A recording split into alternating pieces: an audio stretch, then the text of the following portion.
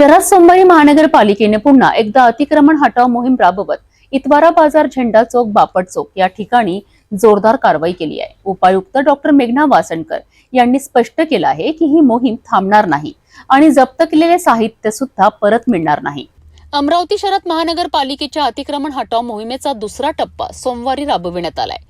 Truck आणि जेसीबीच्या मदतीने इतवारा बाजार, झेंडा चौक, चित्रा चौक, नगर वाचनालय व बापट चौक परिसरात रस्त्यावर व्यवसाय करणाऱ्या विक्रेत्यांविरोधात कारवाई करण्यात आली आहे। मोहीम सुरू होताच अनेक विक्रेत्यांनी आपल्या हातगाड्यांची सैरावैरा हालचाल केली, मात्र अनेकांचे साहित्य जप्त करण्यात आले।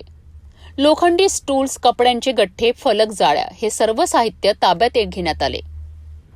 या मोहिमेत हातगाडीधारक, पथविक्रेते, दुकानदार यांच्यावरही कारवाई झाली। तसेच काही व्यापाऱ्यांनी दुकानांसमोर अतिक्रमण करून ठेवलं होतं, तेही हटविण्यात आलंय।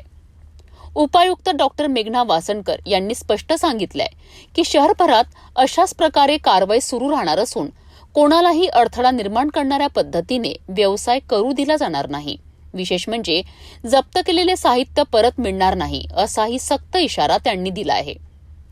कारवाई दरम्यान झोन क्रमांक 5 चे सुभाष जानोरे, झोन क्रमांक 2 चे भूषण पुसतकर, उपअभियंता अवसरे व अतिक्रमण पथक मोठ्या संख्येने उपस्थित होते।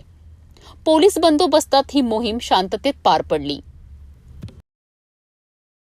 शहरातील रस्त्यांची स्वच्छता आणि मोकळेपणा राखण्याकरिता अशा मोहिमा गरजेच्या आहेत, मात्र पथविक्रेत्यांच्या पुनर्वसनाचीही तितकीच गरज आहे।